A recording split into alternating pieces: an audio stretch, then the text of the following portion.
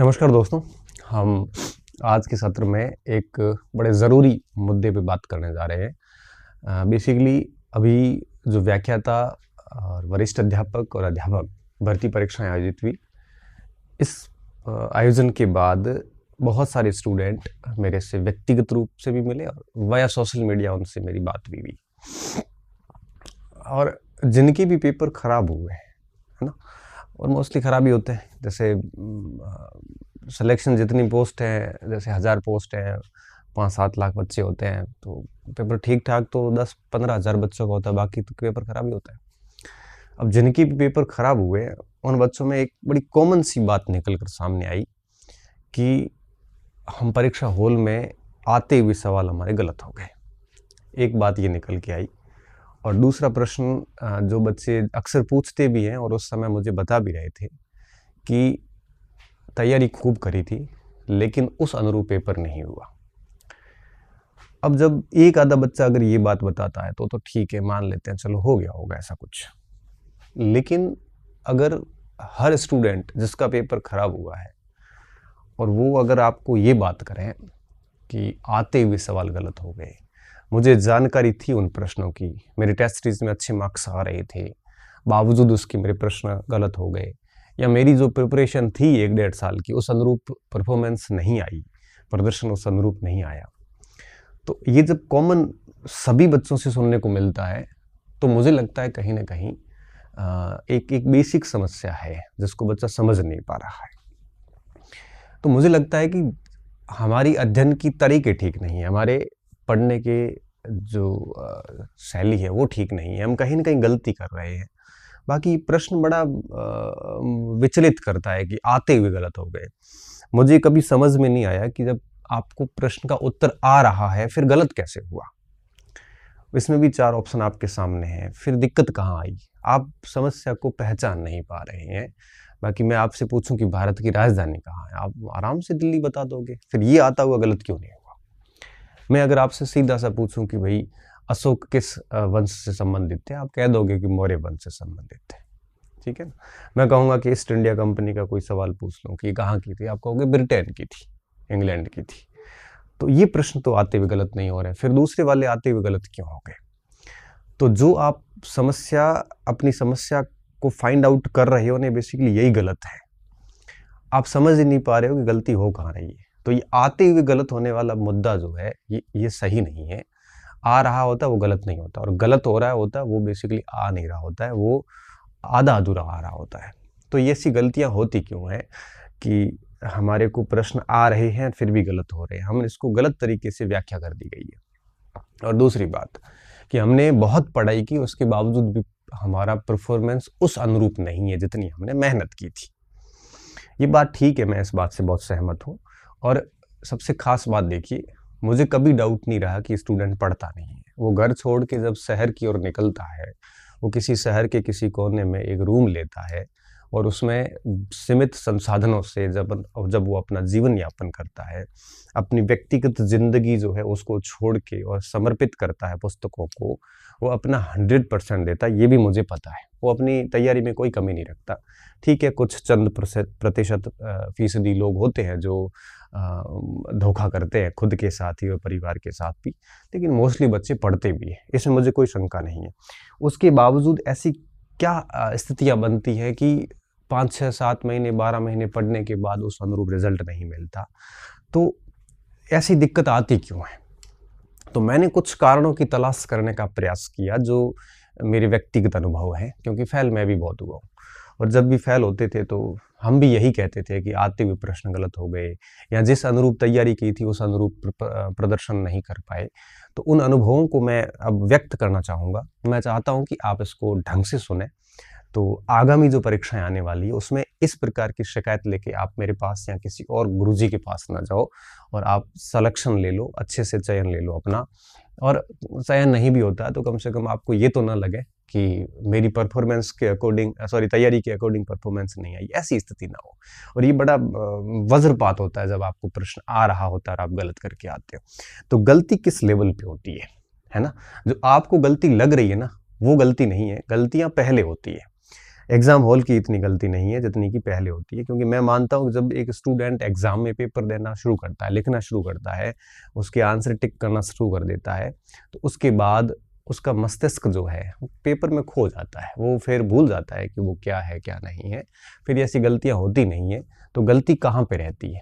अब सबसे बड़ी समस्याएं कहाँ कहाँ आ रही है, मैं एक एक समस्या आपको समझाने की कोशिश करूँगा, और मैं पूर्ण विश्वास के साथ कह सकता हूँ अगर आप इन चीज़ों को समझ लोगे ठीक से तो दिक्कत नहीं आएगी, है ना?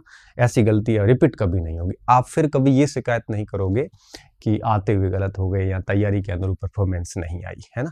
तो पढ़ने का और सही तरीका क्या होना चाहिए, किस तरह से सही तरीके से तैयारी होनी चाहिए। सबसे पहली बात, हम भ्रम में रहते हैं।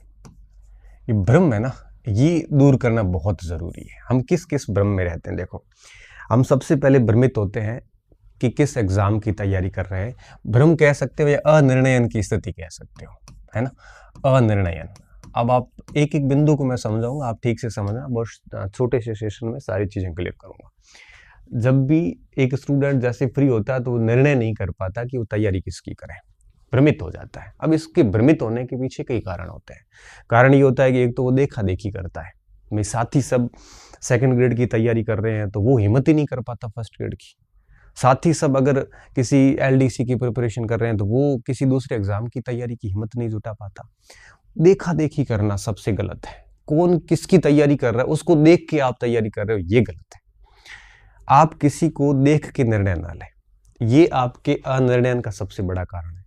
दूसरा अनिर्णयन का सबसे बड़ा कारण ये है कि आप विभिन्न सारे सोशल साइट्स एंड यूट्यूब वगैरह इनसे जुड़े हुए हैं। आप हर किसी को सुनते रहते हैं और इनको सबको सुन सुन के आपके दिमाग में इतनी चीज़ें इकट्ठी हो गई है कि अब आप निर्णय नहीं कर पा रहे, क्योंकि आप इतने मैच्योर तो है नहीं कि सभी को सुनने के बाद एक निष्कर्ष पे पहुंचोगे।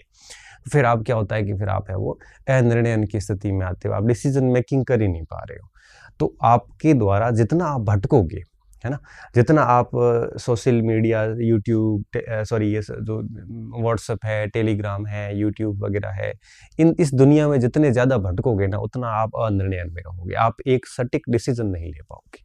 और मैं हमेशा कहता हूँ कि कौन सा निर्णय सही होगा, कौन सा निर्णय गलत होगा, ये निर्णय पर डिपेंड नहीं करता, ये आपके ऊपर डिपेंड करता है। आप उसको सही सिद्ध भी कर सकते हो, आप उसको गलत सिद्ध भी कर सकते हो। अगर सही सिद्ध करते हो तो ये आपकी क्षमता है, अगर आप गलत कर पाते हो, निर्णय को गलत सिद्ध कर रहे हो, तो ये आपकी नाकाबिलियत है। ठीक है, निर्णय का कुछ नहीं है। मैं कह रहा हूँ कि आपने डिसीजन ले लिया कि भाई मुझे सेकंड ग्रेड की प्रिपरेशन करनी है, थर्ड ग्रेड की नहीं करनी है, और आपका अगर फर्स्ट सेकंड ग्रेड में सिलेक्शन हो गया तो आप कहोगे कि मेरा निर्णय बहुत सही था, तो ये आपकी काबिलियत है कि आपने उसको सही सिद्ध कर दिया। अगर आप इसी जगह फेल हो गए तो आप कहोगे कि मेरा निर्णय गलत था। गलत निर्णय नहीं था, ये आपकी नाकाबिलियत थी कि आप उस निर्णय को सही सिद्ध नहीं कर पाए। तो निर्णय आपको लेना है, आपको अनिर्णयन की स्थिति में नहीं रहना है। तो आप जो ये देखा देखी करते हो ना, सभी को देखा देखी करते हो, या फिर जो आप ये यूट्यूब की दुनिया हो गई, ये सोशल साइट्स की दुनिया हो गई, ये जितनी ज़्यादा आप इनको सुनोगे, इनके चक्कर में रहोगे, आप कभी भी निष्कर्ष पे पहुंच नहीं पाओगे कि उसको तैयारी कैसे करनी। तो मोस्टली समय तो बच्चा इसी में खराब कर देता है। तो अनिर्णयन की स्थिति हमेशा सबसे बड़ी भयंकर स्थिति होती है। अब इससे कैसे निकला जाए, क्योंकि मेरे को समस्या ही नहीं बतानी, समस्या का समाधान भी बताना है। अब इस स्थिति से निकलने का सीधा सा सिंपल सा उपाय है। आप क्या करोगे, आपके सामने जो भी विकल्प है, अब आपके सामने जैसे 4-5 विकल्प है, अध्यापक का भी है, वरिष्ठ अध्यापक का है, और एलडीसी, आरएएस वगैरह बहुत सारे विकल्प हैं। आप इन सारे 4-5 विकल्प जो आप एक रजिस्टर पे लिखिए कि ये मेरे सामने अभी विकल्प है। फिर सबसे पहले उसमें ये देखिए कि कौन सा सिलेबस आपके अनुकूल है। अब उसमें से आप देखोगे तो 5 में से 2 या 3 का सिलेबस आपके अनुकूल नहीं होगा। आप देखो, ईमानदारी से ऑब्जर्वेशन करना कि आपके अनुकूल है कि नहीं। खुद से झूठ नहीं बोलना है, क्योंकि कई बार व्यक्ति स्वीकार नहीं करना चाहता कि चीज़ें मुझे नहीं आती और अभी ठीक कर भी नहीं सकता इसको। तो जैसे मैं मेरी बात बताऊं तो 2008-9-10 में मैं एसएससी मेंस भी दे के आया था, सीजीएल का वगैरह, और साथ में बैंकिंग, रेलवे, इनमें भी मैंने माथाफोड़ी करी थी। लेकिन फिर मैंने बड़ा कड़ा निर्णय लिया और देख लिया कि भाई अपने को गणित नहीं आती, अपने को उस लेवल की रीजनिंग नहीं आती जो बैंकिंग में आती। मैंने वो सारे ऑप्शन डिलीट कर दिए कि इसका फॉर्म भी नहीं डालना है। क्यों? क्योंकि ये सिलेबस मेरे दायरे में नहीं है। बात खत्म, है ना। तो इस तरह से आप निर्णय करते वक्त सिलेबस देखिए। अब आपने सिलेबस तय कर लिया कि भाई ये एग्जाम 2 एग्जाम हमारे से नहीं होंगे, इन 2 तुलना में ये 3 फेवर में है। अब जो 3 फेवर में है उसमें आप ये देखिए कि आप इनमें से पहले किसकी बढ़िया तैयारी कर चुके हैं, उनको प्राथमिकता में रखिए, क्योंकि हो सकता है कि वो तैयारी की हुई है आपकी तो आगे काम आ जाएगी। अच्छा, 2-3 परीक्षाएं हैं जिनका सिलेबस सेम है तो साथ में चल सकते हो अगर परीक्षा लेट है तो इस तरह से सोच लीजिए, 1-2 तैयारी साथ में कर लीजिए। अगर सिलेबस सेम है और आपके कुछ पड़ा हुआ है तो आप उसको साथ में ले सकते हैं। इसके अलावा ये भी देखिए कि किसकी वैकेंसी जो है वो सबसे पहले आने की संभावनाएं है। तो इन सारे फैक्टर्स को मैच करिए। आप ये मत देखिए कि कौन से गुरुजी क्या कह रहे हैं या अपने साथी किसकी तैयारी कर रहे हैं। आप इन चीज़ों से डिसीजन लेने की बजाय सिलेबस, भर्ती की संभावनाओं और खुद की क्षमताओं, खुद को लग जाता है कि मैं कहाँ तक डिजर्व करता हूँ। ये व्यक्ति कितना ही झूठ बोले, लेकिन खुद को व्यक्ति को पता होता है कि मैं यहाँ तक डिजर्व करता ही करता हूँ, है ना। हालांकि उससे ज़्यादा ही डिजर्व करता वो, लेकिन कम से कम उसको पता होता है। इन सारी चीज़ों को पॉइंट में रख के आप एक डिसीजन ले लीजिए कि आपको किसकी तैयारी करनी है। मैं बताऊँ 2015-16 की बात।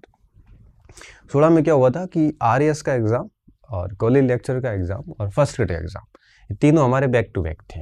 जैसे मैं बताऊँ, अप्रैल में था 2016 में था आपके RAS का, और फिर फर्स्ट ग्रेड का भी था जुलाई में, और कॉलेज लेक्चर का भी जुलाई में था। अब मेरे समक्ष तीनों में से तैयारी करनी थी, 3 ऑप्शन थे, मेंस का था, RAS का। तो अब देखो, हमारा डिसीजन फिक्स था कि RAS का सिलेबस, RAS को तो मैं बहुत ढंग से तैयारी करके दूंगा। अप्रैल में परीक्षा थी, शायद 11, 12, 13 को थी, है ना। फिर कॉलेज लेक्चर और स्कूल लेक्चर का पेपर था। अब मुझे पता था कि कॉलेज का सिलेबस बहुत ज़्यादा है और वो मेरे अभी दायरे से बाहर है, तो मैंने उस ऑप्शन को हटा दिया और फर्स्ट ग्रेड की तैयारी पे फोकस किया। तो फर्स्ट ग्रेड की तैयारी और कॉलेज का सिलेबस काफ़ी कुछ सिमिलर रहता है, तो साथ साथ में हमने थोड़ा थोड़ा कॉलेज का भी पढ़ लिया।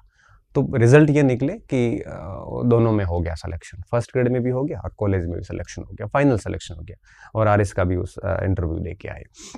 तो कहने का मतलब ये था कि डिसीजन ले लिया था कि इसकी तैयारी नहीं करनी है। तो ऐसा डिसीजन लीजिए, इस अनिर्णय की स्थिति को हटाएं आप, ठीक है। अब देखो, ये अगर अनिर्णय की स्थिति हट गई तो आधी स्थिति सारी क्लियर हो जाती है कि बस फर्स्ट ग्रेड की करनी है, मतलब करनी है, बात खत्म। फिर पीछे मुड़ के नहीं देखना, आपकी जो लिखा हुआ है वो आपको मिल के रहेगा। और माँ सरस्वती तो अपना ऋण कभी रखती नहीं, ये बात तो आप मान के चलिए। देर सवेर, कुछ लेट हो सकता है, लेकिन चीज़ें आपको मिलेगी जिस चीज़ों को आप डिजर्व करते हो। तो भर्ती का निर्णय जो है वो आप समय पे लें, ये बहुत ज़्यादा ज़रूरी होता है। इसमें आप लोगों से पूछ सकते हैं, वो भी अनुभवी व्यक्ति से, लेकिन निर्णय, अंतिम डिसीजन आपका होना चाहिए, आपकी कैपेबिलिटी, आपकी रुचि, इनके अनुसार। मेरे पास ये प्रश्न बड़ा आम आता है कि सर, प्रोफेसर की तैयारी करूं कि RAS की करूं। ये मुझे कैसे पता कि आपकी रुचि क्या है, मुझे कैसे पता है कि आपको कौन सी चीज़ें पढ़ना अच्छी लगती, मुझे क्या पता आपका स्वभाव कैसा है, आप प्रशासनिक चीज़ों को ज़्यादा अच्छे से मैनेज कर पाते हो, अच्छे एडमिनिस्ट्रेटर हो, बनने लायक हो, या फिर अच्छे टीचर बनने लायक हो, मुझे कैसे पता। ये तो आपको डिसीजन लेना है। तब बच्चे पूछते, सर इसमें दोनों में से बेस्ट कौन सी है। भाई कोई भी ले ले, दोनों ही बेस्ट है। एक एकेडमिक जगत की हाईएस्ट पोस्ट है, एक प्रशासनिक जगत की हाईएस्ट पोस्ट है। आप जो भी लो, दोनों ही बेस्ट है अपने आप में। आप मैं तुलना कैसे करूं, किसी में सैलरी अधिक है, शांति अधिक है, किसी में आपके पावर अधिक है, पैसे अधिक है, सारी चीजें हैं, अलग अलग है दोनों का। आप ये डिसीजन खुद से लीजिए, किसी से मत पूछिए। क्यों? क्योंकि हर व्यक्ति अपने लेवल से बताएगा। और जब आप एक समस्या लेके, एक बीमारी लेके डॉक्टर के पास जाओगे ना, तो आप देखना कि आप 5 डॉक्टर के पास एक ही बीमारी लेके जाना, 500 डॉक्टर आपको अलग अलग टैबलेट्स देंगे, क्योंकि हर व्यक्ति का अलग सोचना होता है, हर व्यक्ति का अलग तरीका होता है। तो ऐसे डिसीजन जो होते हैं वो हमेशा आप अपने स्तर पे लाइए, ठीक है। तो भर्ती जो जितनी भी आती है, तो ये आपको कभी भी दूसरी चीज़ों से आप प्रभावित ना हुए। लोग क्या कह रहे हैं, हमें इस पर मंथन नहीं करना, क्योंकि परीक्षा आपको देनी, तैयारी आपको करनी है, बाद में नौकरी आपको करनी है, फिर आप दूसरों से क्यों पूछते हो। ये डिसीजन आप खुद से लीजिए, क्योंकि जब तक आप डिसीजन देना नहीं सीखोगे तब तक परीक्षा में ऑप्शन गलत ही होंगे। क्यों? क्योंकि जब आपको भर्ती किस तैयारी करनी, इसका डिसीजन नहीं ले पा रहे हो, तो 4 ऑप्शन में से एक ऑप्शन चुनने में कैसे डिसीजन ले पाओगे। तो बड़ा स्टैंड क्लियर रखें अपना, होना ना होना ये बाद की बात है। आपका स्टैंड क्लियर नहीं है, इतना कॉन्फिडेंस कहाँ से आएगा जब आप निर्णय नहीं कर पा रहे। मुझे ये भी पता नहीं चल रहा है कि मुझे किधर जाना है, तो फिर कॉन्फिडेंस कहाँ से आएगा? ये कॉन्फिडेंस कोई खरीदने वाली वस्तु थोड़ी है, ये अंदर से निकलता है। और ये अंदर से कब आता है? जब हमारे निर्णय बड़े सटीक होते हैं कि मुझे ये करना, मतलब करना, बाकी बातें बाद में। आप बीच में सिचुएशंस को नहीं ला सकते। दूसरी स्थिति ऐसी क्यों आती है? सामग्री का चयन सबसे बड़ी समस्या यहाँ पे आती है। भर्ती की चलो स्टूडेंट कर लेता है लास्ट तक जाते जाते कि अध्यापक की करनी है या जो भी करनी है। अब दूसरी सबसे बड़ी समस्या, भर्ती का तय कर लिया, अब सामग्री चयन की समस्या आती है। कई बच्चे क्या करते हैं कि दूसरे बच्चों को देख देख के गाइड्स लेके आ जाते हैं, कई किताबें लेके आते हैं, कोई ऑनलाइन कोचिंग सेंटर से कोचिंग कर लेते हैं। अब आजकल आपको पता है कि एक भर्ती के लिए विभिन्न सारे कोचिंग सेंटर खुले हुए हैं, ऑनलाइन भी हैं, ऑफलाइन है। आपकी 5-5, 7-7 अल्टरनेट है एक दूसरे के। फिर कोचिंग सेंटर्स के नोट्स वगैरह आ जाते हैं वगैरह, बहुत सारा चीज़ें हो गई, इतनी अधिक हो गई है कि आप यहाँ पे सामग्री का चयन नहीं कर पा रहे। अब दिक्कत कहाँ आती है? दिक्कत ये आती है कि जब विकल्पों की अधिकता होती है तो उस जगह निर्णय की आवश्यकता होती है, और आप वहाँ जटिल परिस्थिति में फंस जाते हैं कि फलाना गाइड पढ़ूं, कि फलाना गाइड पढ़ूं, कि किताब पढ़ूं, कि शिक्षक से पढ़ूं, कि किससे पढ़ूं। तो मैं आपको एक बहुत स्पष्ट तौर पे बात बताना चाह रहा हूँ कि आपको करना क्या है। देखो, गाइड का करना है कि पुस्तकें जो आती है, रेफरेंस बुक्स, वो करना है कि कोचिंग सेंटर से शिक्षक से पढ़ना है, कि आपको यूँ कहिए कि किसी नोट्स से पढ़ना है। मैं सारी चीज़ें बताऊंगा, डिसीजन आपको लेना है। अब 4 ऑप्शन आपके पास जनरली रहते हैं, चारों में से क्या करना चाहिए? देखिए, गाइड की जो व्यवस्थाएं हुई थी वो इसलिए हुई थी कि परीक्षा को जैसे 1-2 महीने रह गई है और आपको शॉर्ट में चीज़ें करनी है, तो वो गाइड ठीक होती है। यहाँ पे ये डिटेल में नहीं डाल देते हैं। और इसमें जैसे मान लो कि एक पेपर में 8-10 पार्ट हो तो गाइड पढ़ ली जाती है, और वो भी कम समय में कर लिया जाता है। पुस्तकें वो होती है जो आपको डिटेल से बताती है। गाइड में केवल फैक्ट होते हैं जो याद नहीं किए जा सकते। पुस्तक में क्या होता है, कहानी होती है, और कहानी में फैक्ट को फिट किया जाता है ताकि आप आराम से उसको कैच कर सकते हो। ये तो अल्टीमेट है, ठीक है, इसका कोई ऑप्शन है ही नहीं। गाइडें भी पुस्तकों को देख के लिखी हुई है, टीचर भी पुस्तकों को कंबाइंड करके पढ़ाते हैं, और नोट्स भी आपके जो टीचर्स ही बनाते पुस्तकों से। ये तो आधारभूत है, ये आधारभूत है, आप इसको नकार नहीं सकते। आप चाहे ऑनलाइन कोचिंग करें, कुछ भी करें, पुस्तकों का कोई विकल्प नहीं है, कभी नहीं रहा, ठीक है, क्योंकि बाकी तीनों विकल्प पुस्तकों के ऊपर डिपेंड करते हैं, ठीक है। तो गाइड के सामने पुस्तकें, तो वास्तव में पुस्तकों और गाइड की तुलना करना निहायत ही मूर्खता है। अब बात आती है टीचर से, कि टीचर से पढ़ना कितना सार्थक होता है। अब देखो, टीचर क्या करता है, शिक्षक पुस्तकों को ही आप तक पहुंचाता है, लेकिन 2 चीजें अलग करता है। अलग ये करता है, एक पुस्तकों के अंदर क्या पढ़ना और क्या छोड़ना, ये बड़ा महत्वपूर्ण बिंदु रहता है। और बच्चा इतना समझदार नहीं होता, इतना मैच्योर नहीं होता कि वो ये तय कर पाए कि इसमें ये चीज़ें छोड़ने वाली, ये चीज़ें पढ़ने वाली, क्योंकि सारी किताबें तो याद नहीं होती। फर्स्ट ग्रेड जैसे में 10-10, 12-12 किताबें लग जाती है, सारा कुछ याद करना संभव भी नहीं होता। किताबें, पुस्तकें जो है वो टाइम टेकिंग होती है। आप मान के चलिए, अगर आप फर्स्ट ग्रेड में हिस्ट्री की बात करूं और आप पुस्तकें लेके बैठते हैं, तो आप मान के चलिए कि आपको 1-1.5 साल तक आराम से हिस्ट्री तैयार करने में लग जाएंगे। एक प्राचीन पढ़नी, एक मध्य पढ़नी, एक आधुनिक पढ़नी, एक वर्ल्ड की पढ़नी, एक राजस्थान की पढ़नी, ये 5 किताबें तो मिनिमम पढ़नी पड़ेगी। और एक बार पढ़ने से कहाँ काम चलता है, किताब को कम से कम 4 से 5 बार पढ़ते हैं, तब जाके चीज़ें याद होती है। अब आप 5 किताबों को 5-5 बार पढ़ोगे, इसका मतलब ये होगा एक किताब को अगर 1 महीना भी लगता है ना, तो भी आप मान के चलिए कि 12 से 15 महीने तक अगर लगातार पढ़ोगे तब जाके, तो पुस्तकें टाइम टेकिंग होती है।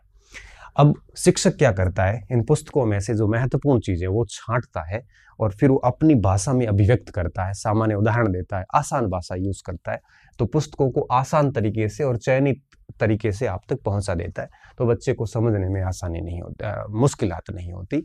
और ये पुस्तकों का विकल्प है शिक्षक एक प्रकार से, लेकिन शिक्षक के ऊपर भी डिपेंड है शिक्षक कैसा है, ये भी महत्वपूर्ण आयाम है यहाँ पे।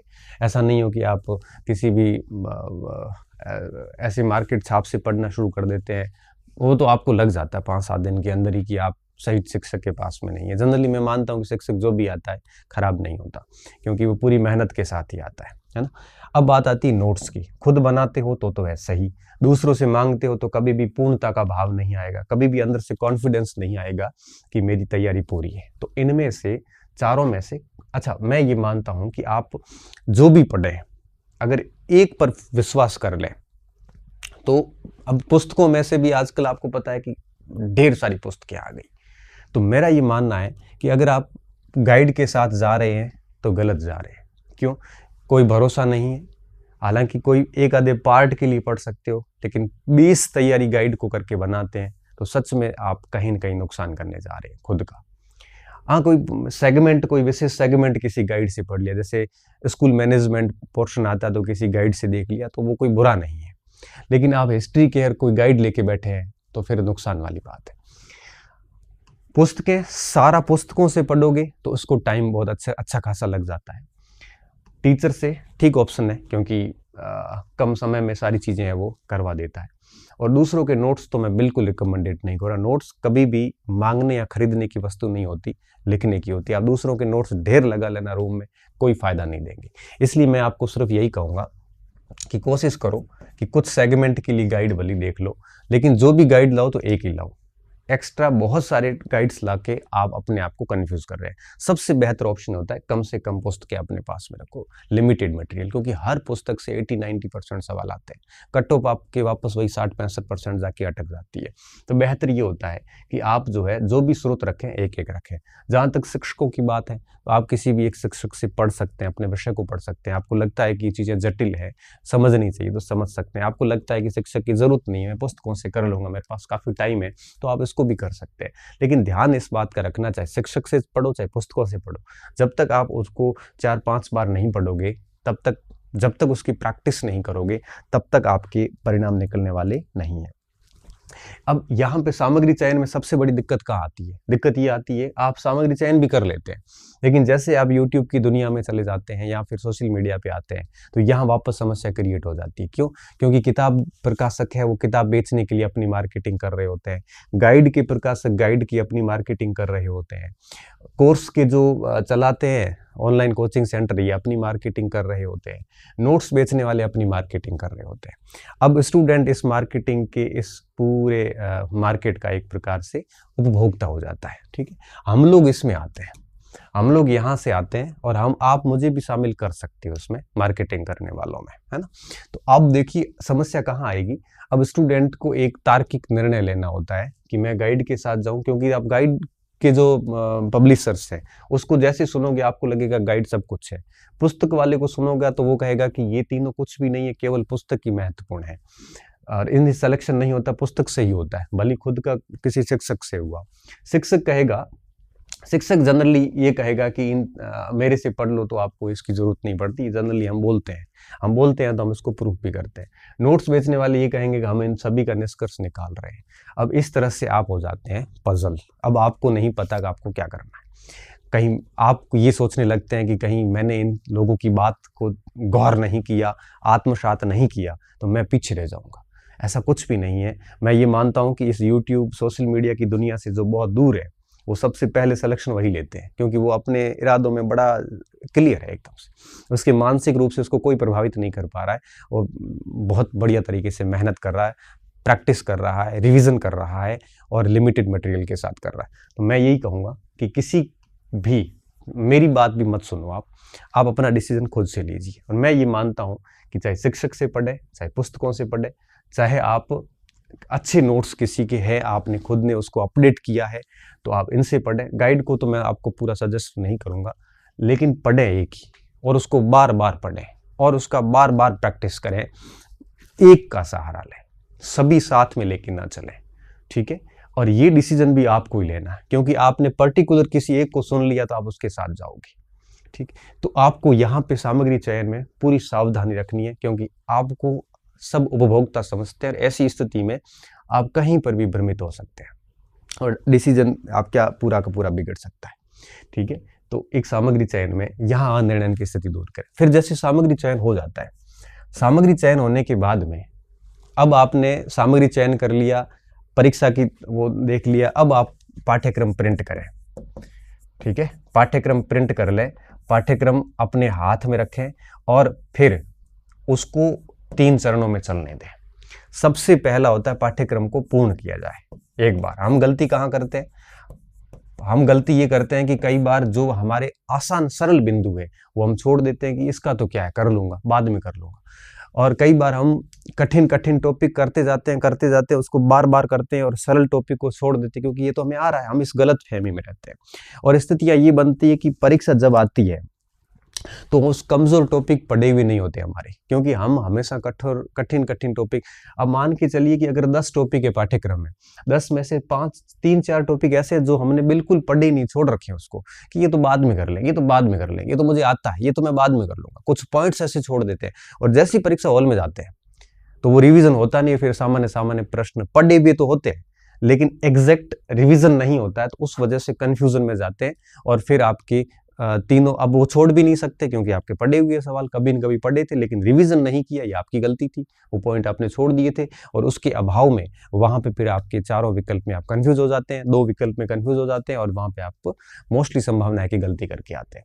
तो जब भी आप पाठ्यक्रम पढ़े तो मैं ये मानता हूँ कि उस पूरे पाठ्यक्रम में आपको लगता है कि ये 2-3 टॉपिक बड़े हैं और इसमें से एक आधा ही सवाल आता है, तो वो टॉपिक आप भली साइड में कर दो, बाकी 90% जो सिलेबस होता है, 90-95% सिलेबस जो आपने 2-4 टॉपिक साइड में कर दिए, जैसे मैं हिस्ट्री पढ़ता था तो मुझे अच्छे से पता है कि राजपूत राज्य, दक्षिणी भारत, इसमें मैं बहुत लिमिटेड ही पढ़ता था कि भाई मुझे इसकी सिर्फ कला पढ़नी है या इसका प्रशासन पढ़ना, बाकी सारा छोड़ देता था।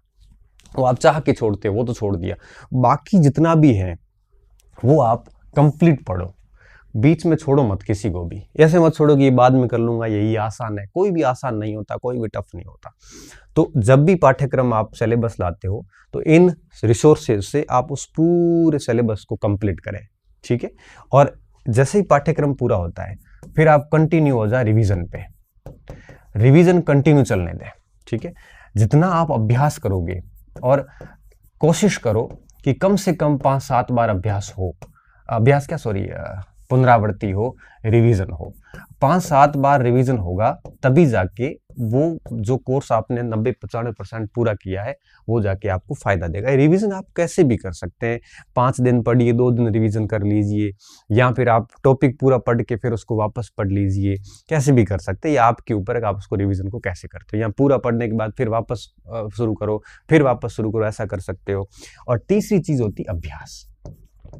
ये 3 चीजें बहुत ज्यादा जरूरी है। अभ्यास कब शुरू होता है? अभ्यास होता है रिवीजन और इसके साथ में। पहले जब पाठ्यक्रम पूरा करते हो तब तक अभ्यास की जरूरत नहीं है ना। आप अभ्यास कब करोगे? रिवीजन के साथ में। कैसे किया जाता है? जैसे मैं एक उदाहरण देके बताता हूँ।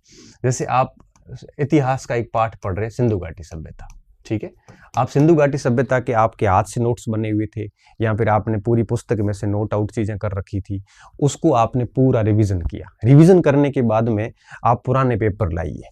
अभ्यास हमेशा पुराने पेपर से किया जाता है तो बेहतर है, ठीक है। पुराने पेपर सारे निकाल दिए, फिर आप नए प्रश्नों की तरफ जा सकते हैं। टेस्ट सीरीज से अवॉइड करो अभी स्टार्टिंग में, टेस्ट सीरीज लास्ट में दे दो 2-5 टेस्ट, इसकी ज्यादा जरूरत नहीं है। फिर आप क्या करोगे? सिंधु घाटी सभ्यता के जो भी पुराने पेपर्स आए हैं उन सारे प्रश्नों को एक बार एक बार रिवीजन करने के बाद उसको निकालिए। कोई नया प्रश्न मिलता है तो अपने नोट्स में ऐड कर दीजिए। फिर आपको लगता है कि हाँ सारे प्रश्न देख लिए, कॉन्फिडेंस आ जाएगा। उसके बाद पुनः सिंधु घाटी सभ्यता के उस नोट्स को उसी समय रिवीजन कर लो। एक दिन लग सकता है, 2 घंटे लग सकते हैं। क्यों? क्योंकि जब आप वापस सिंधु घाटी को प्रश्न का अभ्यास करने के बाद फिर वापस सिंधु घाटी को जब पढ़ोगे तो जहां जहां प्रश्न आए हुए हैं वहां आपकी नजर जाएगी, अच्छा ये सवाल आया था, अच्छा लोथल भोगवा नदी के किनारे ये आया हुआ था। अब आपका पढ़ने का जो तरीका बदल जाएगा, आप उन चीजों को गौर करना शुरू करोगे। अदरवाइज क्या होता है, कई बार हम पुस्तक तो पढ़ लेते हैं, हम कंटेंट पढ़ लेते हैं, अंडरलाइन भी करते हैं, लेकिन चीजों को गौर नहीं करते। परीक्षा हॉल में जब प्रश्न आता है तो गौर किया हुआ होता नहीं, पढ़ा हुआ तो होता है, फिर हम गलत करके आते हैं। फिर वो कह रहे हैं ना, आते हुए गलत होते, आते हुए गलत इसीलिए होते हैं कि हमने उपन्यास की भांति उस सामग्री को पढ़ लिया, उसमें गौर भी नहीं किया कि इसमें किस टाइप का प्रश्न आ सकता है, इसमें ऐसे भी प्रश्न आ सकता है। पुराने प्रश्नों का नेचर नहीं समझा, पुराने प्रश्नों को हल करने के बाद वापस उस कंटेंट का रिवीजन नहीं किया। ऐसी छोटी छोटी गलतियां जो होती है ना, बेसिकली वही परीक्षा हॉल में गलतियां करवाती है। आप अगर ये सोच रहे हो कि भाई परीक्षा हॉल के अंदर जो है वो आपके हमारी गलतियां होती, परीक्षा हॉल में गलती होती है आपकी तैयारी के कारण। परीक्षा हॉल में कोई भगवान आपके खिलाफ नहीं है, परीक्षा हॉल में कोई आपसे किसी की आपसे कोई दुश्मनी नहीं है, पेपर आपका ही खराब नहीं हुआ, सभी का होता है। तो मेरा ये मानना है कि हमें परीक्षा हॉल के अंदर प्रश्नों की गलतियों के लिए आप अपने आप को दोष ना दें, उस समय को। आप दोष दीजिए आपकी तैयारी को, आपने तैयारी ठीक से नहीं की इसीलिए वो सारे गलत हुए। हम क्या करते हैं, 30 से 35 प्रश्न ऐसे 2 ऑप्शन में तुक्के मार के आते हैं। 2 ऑप्शन में 30-35 में से जैसे 20 सही हो गए, 15 गलत हो गए, तब हम दुनिया को यह क्या कहते हैं कि मैंने जो जो अटेंड किए मेरे सारे गलत हुए। अच्छा, 15 गलत हो गए और 20 सही हुए, उसके बारे में किसी को नहीं बताएगा। फिर वो क्या कहेगा कि जो 20 सही हुए हैं ना, ये तो मुझे आते थे। अच्छा, जो 2 ऑप्शन में कंफ्यूजन में थे, मैं बहुत विश्वास के साथ कह सकता हूं जब 100 प्रश्न परीक्षा में आते हैं, एग्जैक्ट हर स्टूडेंट को 50 से ज्यादा नहीं आते, 50-60 एग्जैक्ट आते हैं, तो सीधे टिक करते हैं। पीछे 40 प्रश्नों में से 10 छोड़ने जैसे होते हैं, 30 प्रश्न ऐसे होते हैं जिसमें डबल डिप में विद्यार्थी होता है कि 2 प्रश्न 2 ऑप्शन में रहता है, कंफ्यूजन में रहता है। वो 30 के 30 जब करता है तो उसमें से मान लो उसके 10 या 12 सही हो गए तो 18 गलत हो गए। अब जो 10-12 सही हुए हैं उसको वो स्टूडेंट बाहर आके ये झूठ बोलता है कि ये तो 12 मुझे आते थे और मैंने बाकी के 18 जो डबल डिप में किए, जो 2 ऑप्शन में कंफ्यूज थे, वो मेरे सारे गलत हो गए। मतलब वो ऐसे प्रिटेंड कर रहा है जैसे भगवान की उसके साथ में विशेष कोई दुश्मनी है। इतना झूठ क्यों बोलते हो? बेहतर है यही कह दो कि मैंने 30 प्रश्न 2 ऑप्शन वाले किए थे जिसमें से मेरे 12 सही हो गए, 18 गलत हो गए। सभी के होते हैं। और ऐसी स्थिति क्यों आती? क्योंकि आप विकल्प पर पूर्ण रूप से निर्भर है। ऐसा बहुत कम स्टूडेंट है जो प्रश्न पूछने के बाद विकल्प को देखे बिना उत्तर देने का प्रयास करता है। आपकी स्थिति ये हो रखी है कि जब भी आपको कोई प्रश्न पूछा जाता है आप सीधा कहते हो ऑप्शन दो। जब आप ऑप्शन पे इतने डिपेंड हो तो इसका मतलब साफ है कि आपका रिवीजन पूरा नहीं है। इसका मतलब साफ है कि आपने ठीक से कंटेंट पढ़ा नहीं है। अब आपको विकल्प की आवश्यकता महसूस हो रही है। अगर आपने ठीक से पढ़ा है तो विकल्प की जरूरत नहीं होती। विकल्प की जरूरत होती है डिस्क्रिप्टिव जो प्रश्न आते हैं जिसमें 4 बड़े बड़े कथन आते हैं, वहां विकल्प की आवश्यकता होती है। छोटे छोटे फैक्ट के लिए कहां विकल्प देखना पड़ता है? तो आपने तैयारी के लेवल पर ही गलतियां करी है, उसी वजह से उसका परिणाम आपको परीक्षा हॉल में देखने को मिलता है। जब आप आते हुए गलत कहते हो, आपकी मैं भाषा में बात करूं तो आते हुए गलत होते हैं, मुझे बड़ी दया आती है उस समय कि आते हुए गलत कैसे हो सकते हैं। तो आप इस जगह सुधारिए, अपने आप को विकल्प पर निर्भर मन ना रखें। और अगर आप 5-7 बार अच्छे से रिवीजन करते हैं, ढंग से प्रैक्टिस करते हैं, किसी टेस्ट सीरीज की जरूरत नहीं होती। टेस्ट सीरीज का फॉर्मेट अब आया और बड़ा गंदे तरीके से आया। अब स्थिति ये बनी हुई है कि टेस्ट सीरीज का लेवल और परीक्षा एजेंसियों का लेवल मैच नहीं करता। टेस्ट सीरीज वाले यूं ही उलूल जुलूल सवाल बना देते हैं, टफ अंदर से निकालते हैं, सरल सरल छोड़ देते हैं। हम फिर वो इसी अनुरूप पढ़ना शुरू करते हैं और एग्जाम हॉल में जाके कहीं न कहीं मात खा के आते हैं। ये टेस्ट सीरीज पहले हमने तो कभी जिंदगी में नहीं दी। तो बेहतर ये होता है कि पुराने प्रश्नों का ढंग से अभ्यास कीजिए और परीक्षा में जाने से पहले 10, 15, 20 दिन, महीना पहले 2-4 टेस्ट दे दो, आपका टाइम मैनेजमेंट का पता चल जाएगा। बाकी टेस्ट सीरीज का कोई रेलेवेंस नहीं रहा वर्तमान में। हकीकत की बात मैं यही बता रहा हूँ यार। एक कोचिंग सेंटर वाला 40-40 टेस्ट लेता है, इतने प्रश्न बनाएगा कहाँ से? फिर वही प्रश्नों का लेवल नहीं रहता, फिर वही फालतू प्रश्न पूछ लेते हैं, वो इमर्जिंग प्रश्न पूछ लेते हैं जिसका कोई सेंस नहीं होता। हम फिर उस अनुरूप तैयारी करना शुरू कर देते हैं। फिर वो टेस्ट सीरीज का शेड्यूल अलग चलता है, आपका तैयारी का शेड्यूल अलग चलता है, फिर मैच नहीं कर पाते, फिर नंबर कम आते हैं, फिर आप टेंशन में आते हो, फिर फालतू आपका अवसाद वगैरह बहुत सारी चीज़ें जो समस्या का कारण बनती है। तो आप अभ्यास कीजिए पुराने पेपर से, बढ़िया तरीके से कीजिए। 4 किताबें लाइए भले, पुराने पेपर के सारे प्रश्नों को निकालिए। और वो कब करना है? रिवीजन के साथ। पहले कोर्स पूरा करना पड़ता है, वो बाद में ये चीजें साथ में चलती है। रिवीजन एक टॉपिक का किया, फिर उसके सारे प्रश्न निकाल के फिर वापस उसी टॉपिक को फिर देखा जाए। तब आप देखना दूसरी बार जब उस टॉपिक का रिवीजन कर रहे होते हैं प्रश्नों के बाद, तब आपकी शैली बदल जाती है। ये चीजें करोगे तब जाके आपके दिक्कत नहीं आएगी। तो पहली गलती कैसे सुधारनी है मैंने बता दिया। फिर सामग्री का चयन आपको सुधारना है। ये दुनिया, सोशल मीडिया की दुनिया से दूर रह के खुद से डिसीजन लीजिए। और फिर तीसरा आता है पाठ्यक्रम को प्रिंट कीजिए, बढ़िया सा कंटेंट सामग्री का चयन कीजिए, फिर उसको अच्छे से पूरा कीजिए। शॉर्ट नोट्स बना सकते हो तो बनाइए, और फिर 5-7 बार रिवीजन और साथ में अभ्यास। ये चलते रहो आप ऐसे। इस दौरान आप ये मत पूछो परीक्षाएं कब होगी, भर्तियां कब आएगी, कट ऑफ क्या रहेगी, ये अननेसेसरी प्रश्न होते हैं। और ये तीसरा पॉइंट करने के बाद में फिर जो चौथा बिंदु आता है विद्यार्थियों, वो आता है एग्जाम हॉल में फिर क्या करना होता है। ठीक है, अब एग्जाम हॉल की स्थिति आती सबसे लास्ट में जाके। अब परीक्षा हॉल, ठीक है। और मैं ये मानता हूं कि अगर आपने पहले के जो 3 कदम है ये ठीक तरीके से किए हैं तो यहाँ पे गलती नहीं होती। यहाँ पे फिर क्या गलती हो सकती है कि प्रश्न को 3 बार 2 बार पढ़िए। प्रश्न पढ़ने में जल्दबाजी मत करिए। नहीं पूछा है कि हाँ पूछा है, उसके ऊपर घेरा कर दिया जाए। फिर ऑप्शन करते हो तो प्रश्न के ऑप्शन को एलिमिनेट करें, डी एलिमिनेट करें, फिर कहें कि भाई ये उत्तर निकलेगा, बिना ऑप्शन देखे उत्तर निकालने की कोशिश कीजिए, समय का ख्याल रखिए। ये बातें तो ठीक है, ये सबसे लास्ट में काम आती है, और इन 3 लेवल पे ढंग से काम हुआ है तो यहाँ पे समस्या नहीं आती है। ठीक है, तो ये बातें अगर आप ध्यान रखोगे तो निश्चित तौर पे बिल्कुल दिक्कत नहीं आएगी। मैं अल्टीमेटली लास्ट में यही कहूँगा कि अच्छा सा निर्णय लें। आप कह रहे हो कि मैं बेरोजगार हूँ, सीधी फर्स्ट ग्रेड की कैसे करूँ? कोई फर्क नहीं पड़ता, सीधी फर्स्ट ग्रेड भी खूब बच्चे बने हैं, हम लोग बने ही थे। हम सेकंड ग्रेड से सीधी फर्स्ट ग्रेड, मैंने अध्यापक की परीक्षा ही कभी नहीं दी। आप कहोगे कि सर हम बाकी मेरे दोस्त गाइड से पढ़ रहे हैं, तो कोई बात नहीं, आप अपने स्तर पे पढ़िए, आपको क्या पसंद है। कईयों को गाइड अच्छी नहीं लगती, कई आप कहोगे सर पुस्तक में टाइम लग रहा है, कोई बात नहीं, टाइम तो लगेगा, एक विषय अच्छा करने में समय तो लगता ही है, आप घास काट ही नहीं सकते। इनमें से कोई अच्छा सा डिसीजन ले लीजिए, फिर डिसीजन अपने अनुसार लीजिए। किसी को पुस्तकें पसंद है, किसी को टीचर से पढ़ना पसंद है, किसी को नोट्स पसंद है, तो आप किसी और के अनुरूप डिसीजन ना ले, अपने अनुरूप लें। ठीक है, मैं मानता हूं कि किसी भी साथ जाओगे सिलेक्शन वैसे ही हो जाता है। आप किसी के साथ भी जाओगे 70, 80%, 90% सवाल आ जाते हैं। किसी एक को फॉलो कीजिए, बाकी सभी में हाथ मत डालिए। कई बार मैं देखता हूँ ऑनलाइन कोचिंग से भी पढ़ रहे हैं बच्चे, फिर किताबें और ले आ रहे हैं। फिर क्या मतलब है ऑनलाइन कोचिंग का? किताबें लाते, कोचिंग के पैसे क्यों खराब किए? और फिर पाठ्यक्रम को प्रिंट करवा के घर लेके आए, और उसके बाद में सामग्री का चयन करके टॉपिक सहित लिस्ट बना दें, और उसके बाद में पूरे सिलेबस को पूरा करें। कौन से टॉपिक छोड़ने हैं वो साइड में नाम लिख लो, पूरा सिलेबस तैयार कीजिए। 6, 7, 8 महीने का अच्छे से समय लगेगा। और उसके बाद में रिवीजन प्रैक्टिस 5-7 बार अगर ये रजिस्टर घूम गए, फिर देखना कि आप कभी ये शिकायत नहीं करोगे कि आते हुए गलत हो गए, या फिर मैंने जो तैयारी की उसके अनुरूप परफॉर्मेंस नहीं आई। देखो, आप कितना भी तेज भागोगे, मंजिल तब तक नहीं आएगी जब तक रास्ता सही नहीं होगा। आप कितनी भी मेहनत कर लो, अगर आपका डायरेक्शन सही नहीं है, आपका तरीका सही नहीं है, तो आप सफल नहीं हो पाओगे, भले 18 घंटे मेहनत कर लो। और अगर आप स्मार्ट तरीके से काम करते हैं, इस तरीके से काम करते हैं, तो 5-6 घंटे भी रेगुलर पढ़ते हैं, तो भी आप अपना काम है वो कर लोगे, ये तय बात है। तो इन दोनों प्रश्नों का उत्तर देने की मैंने कोशिश करी है। उम्मीद कर रहा हूँ कि ये वीडियो आपके सत्र आपके काम आएगा। ठीक से सुनना, इसको फॉलो करने का प्रयास करना, है ना। और बाकी बातें फिर बाद में कभी करेंगे। बहुत बहुत धन्यवाद विद्यार्थियों, अच्छे रहिए, मस्त रहिए और पढ़ते रहिए।